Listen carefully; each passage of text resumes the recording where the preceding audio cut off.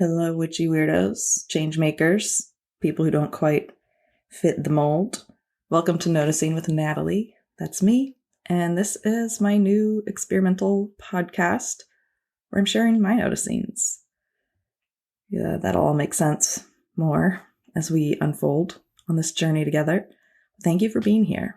And it is my intention to help witchy weirdos like you heal trauma around sharing yourself, putting yourself out there, making your own meaning, shedding the meanings that were put upon you, so you can really experience a fuller spectrum of who you are, and perhaps who you came here to be, and how you came here to be in connection and interconnection with so much more than a capitalist domination extractionist system, and instead came here perhaps to be in connection with a sense of aliveness, even as that aliveness moves through waves of ups and downs and ins and outs, unpredictability, uncertainty.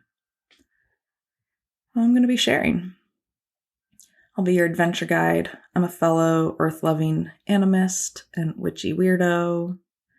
I hope that what I share helps you feel more confident about trusting what you're noticing as you engage with the seen and unseen worlds, so that you can perhaps tap into more connection, creativity, community, aliveness. Nothing I say or do here is meant to override your own best knowing of what's right or true for you. Take what works, trust yourself, and welcome to the conversation. You can hop on over to natalie.net to sign up for my free newsletter, where I talk more about how to channel the expansiveness of one's gifts into form and share them with the world.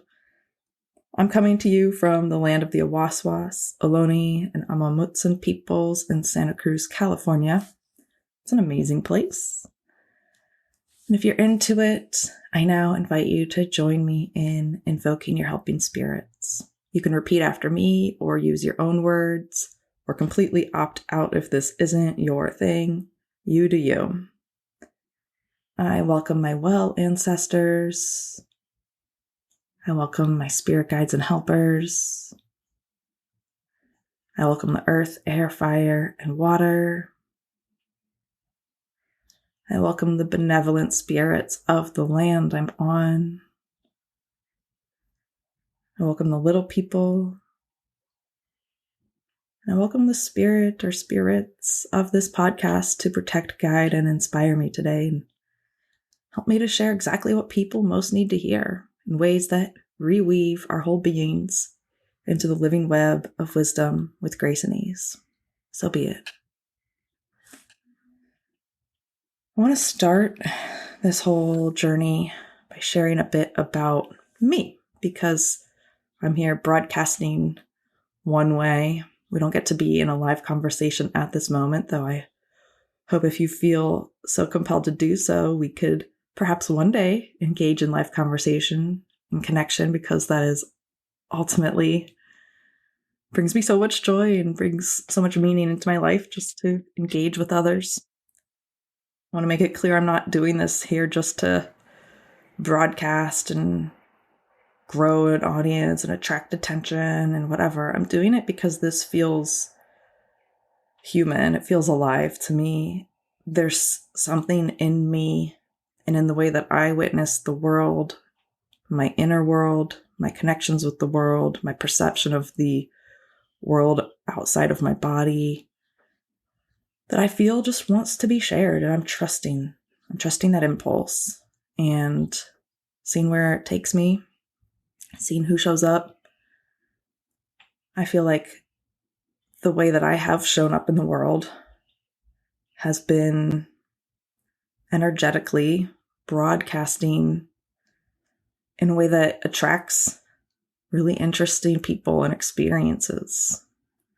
And my personal energy has a way of diving really deep, exploring the nuances of existence, and then resurfacing with sometimes concrete takeaways or practices, but always in a way that's amplifying the scope of connection that I have within myself, I have with others, and that others may have within themselves and with others.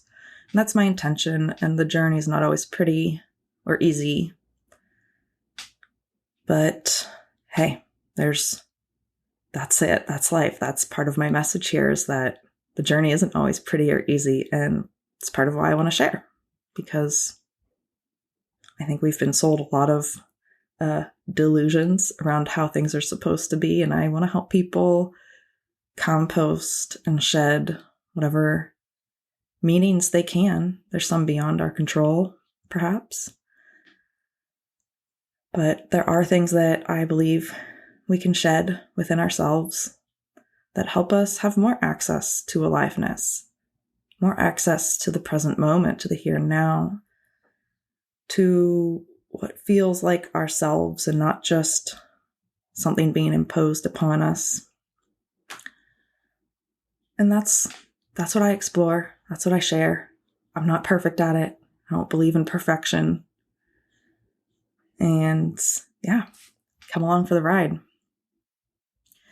I think something that I haven't really shared publicly, despite having recorded hundreds of podcast episodes and held space in hundreds of group calls and rituals and ceremonies, and guided many people one-to-one, is a little bit more about my core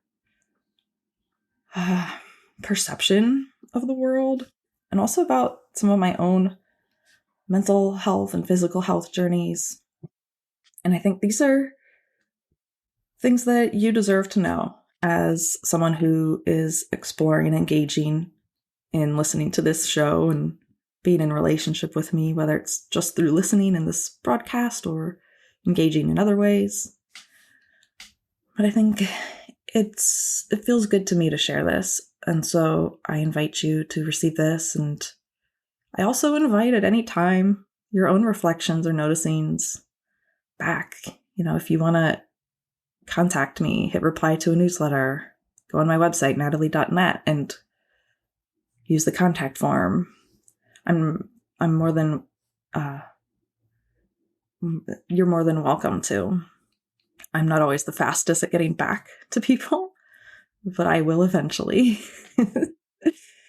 So don't take it personal if I'm not immediate. Sometimes I am. I just show up to the moment how it is. But let's see. I think that there is no inherent point or purpose or meaning to existence. I think some might call this existentialism, or even optimistic nihilism. We'll see. So I'm about to get into, and yeah, this can be depressing. What if there's no point, then what's the point, right? But to me, it's liberating because it's provided space for me to make my own meaning. And I think that part of why I feel there's no inherent point to existence is because I have struggled with depression. And to me, even assigning that there is a point to existence feels, and again, if this doesn't resonate for you, that's fine. You don't have to accept this or believe this or take this on or agree with me. But I feel that assigning a point to existence is just too linear for me. It's too singular. And I am inherently a being of waves, of spectrums, of ever-changing, uncertain motion. And if there ever was a point, it would be to be in the waves. But even that, it's like, I don't need it to be a point. I don't care. I don't need there to be some ulterior, external, internal point that's, dictated, or who knows. I just don't need it. It just doesn't work for me. And that has led me to make my own meaning, which I've been this way since I was a kid. I mean, I've been this way for as long as I can remember. I grew up in a Catholic household, but never, ever, ever embraced it or felt aligned with that. I knew since kindergarten that one identity I really resonated with is that I'm a witch. I remember looking in the mirror in kindergarten or even preschool. I don't really know which year it was because I went to the same place for both.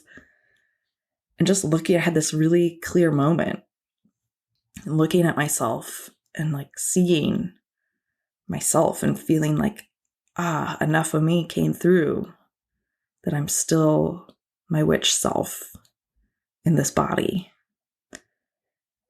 And I've always felt that. I've always felt this connection with the unseen worlds, the paranormal, the esoteric. And it wasn't something that was nurtured or supported in my household, but it's something that also wasn't demonized. So I did explore quite a bit. Like as a kid, my dad lived in New York City. We would go to, and this is in the 90s, so we would go to bookstores and I would head right to the esoteric section or the New Age section. And it just felt like home to me every time. I loved it. And yeah, maybe that's not even true. Maybe that's, who knows? I don't know. I think the point is I don't know. And I really don't know anything for sure. Everything is uncertain. And yet we have to find a way, or I have to find a way to function in the everyday world and make my own meaning. And that has driven me. I think that impulse to make my own meaning, despite my felt sense of an inherent pointlessness of existence, is what has driven me for years and years and years, forever, as long as I can remember, to explore and to even be, I wouldn't say present because I haven't been fully present, but to be engaged on some level, even through the dark voids, the very heavy depressions or challenges or pain or struggles. Because, I don't know, something in me just has that impulse to keep exploring and witnessing this experience. And yeah, my existential views have at times made it difficult to function in the world because we have to make money to survive, but it feels pointless to me to do pointless stuff to make money to keep living a pointless life. And so it's a real struggle that I know many other people feel in their own words and own ways of, wow, what's the point of working so hard just to make money to feed this machine we're in and all this weird systemic bullshit we have to deal with? It's annoying to say the least, right? But downright frustrating and even can invoke despair. And yet, through this and through the times that I feel powerless against things that I don't particularly agree with, because just because I don't feel that there's no inherent point doesn't mean I don't have opinions or stances or preferences. And to me, I really, really feel like everyone ought to have the freedom to make their own meaning, and the inherent structure of the systems we're in don't support that. They impose meaning on people, and that really inhibits many, many people's access to their aliveness, to their own felt sense of purpose and meaning, to their own agency. And that, that's something that I've been exploring. Well, how and what might it look like? How might we approach this to, I don't know, it brings me meaning to help others who would like to make their own meaning, to help them do that, to help them shed the meanings that were imposed upon them, and to help them discover what brings them meaning and find that agency and that relationship within themselves. Some other things that bring me meaning and purpose are the possibility of connection. I think pretty much everything in my life has to do with connection. I love the meaning brought to me by the experience of connection, experiencing the spectrum of sensory possibilities, experiencing the spectrum of connection and disconnection, and the cycles between them, and how they're always, even though disconnection feels disconnected, it's still connected. And I also find meaning in direct sensory perceptions, like, our 5 physical senses and our 6th sense. I find meaning in witnessing and noticing my experience here as a human on Earth through light, sound, colors, textures, flavors, temperatures, all that. And my just embodied experience moment to moment and how that relates to meaning making in my mind. And I love that. It's fun. It's fun to engage with that in my own inner cosmos and an interconnection with other beings, from other humans to plants, animals, elements, insects, fungi, microbes, constructs. I really feel that humans do have the capability to access connection with so much, with anything in existence. And that to me makes my life fun and meaningful. And in this podcast, I am going to bring my experiences as transparently as I can, unapologetically, straightforward as I can. I'm not trying to convince anyone. I'm not trying to make anyone right or wrong. I'm just here sharing and expressing because this sharing and expressing helps make meaning for me. And I feel that it's just something I have the impulse to do, and I trust that. I'm here for those for whom this is nourishing. And if people don't agree, or want to pay attention to me, they don't have to. And even if you don't agree with me and you want to listen, you can. I don't care. That's great. Much of the work I do in the world is helping people to decompose the beliefs that obstruct the possibility of connection within themselves, between themselves and others. And that includes others as humans and other than humans, and even the spirit world. And I really, really love helping people access a more full spectrum of their potential for physiological experiences. And this will make more sense. I'll unpack this. And I also find meaning in the journey itself. And that's something that I help other people find meaning into, for those who would like to experience more connection to the journey itself. And I want to make it clear I'm not putting connection on a pedestal over disconnection, nor am I always striving for connection and avoiding disconnection. I am in service of assisting others to navigate the waves of connection and disconnection with presence and with the agency to make meaning at each and any point of their journey, however it is aligned and true for them, and to navigate how that ripples out and reflects back to them as they move through their lives, through the world. In this first season, I'll be sharing more about myself because I would like to put it out there. I would like to talk about where I've come from, some of my privileges, some of my challenges. And feel free to ask me questions. I am in human design. I'm a reflector, a 2-4 reflector. I really, really do live at my own pace, which seems to be, from my experience, very different from a lot of people. And yet,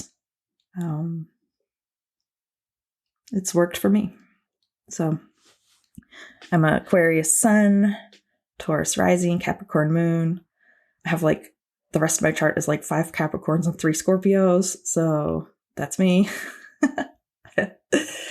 Capricorn keeping me grounded, practical. Yeah, I have a lot to share, and I appreciate you being here and just witnessing and noticing your own experiences and your own journey. So yeah, I think I'm going to wrap this episode up. Thank you for listening, and share this with a friend if they feel like at any point, my ask of you would be any episode that moves you. If someone comes to mind as you're listening, think might like it, share it with a friend. That's something I want to get into, is how we have our own inherent algorithms, and it can be frustrating to feel dependent on Facebook's and Instagram's algorithms and Twitter's algorithms and TikTok's algorithms and whatever's algorithms. But we have our own networks. We have our own inherent algorithms and interconnections. And even little things such as sharing something with a friend, texting them saying, I thought of you when I heard this, especially at minute 17 and 32 seconds. I don't know. You do you. But just these little shares, they add up. And that's something I'm curious in exploring, is how do we engage in genuine connection on and beyond those tech algorithms? I don't have anything against them. I just don't prefer to hinge my relationships and connection or business or income or anything on them. So we'll get into that. And you can go over to natalie.net, that's natalie.net, to sign up for my newsletter and contact me and learn more about how to work with me and whatever. Check me out. My site is, it's an interesting place that I've been creating since 1997 in various ways, and it's also ever changing as I am. So wherever it's at when you go, cool. I hope to be in connection with you at some point, and that's natalie.net. Thanks.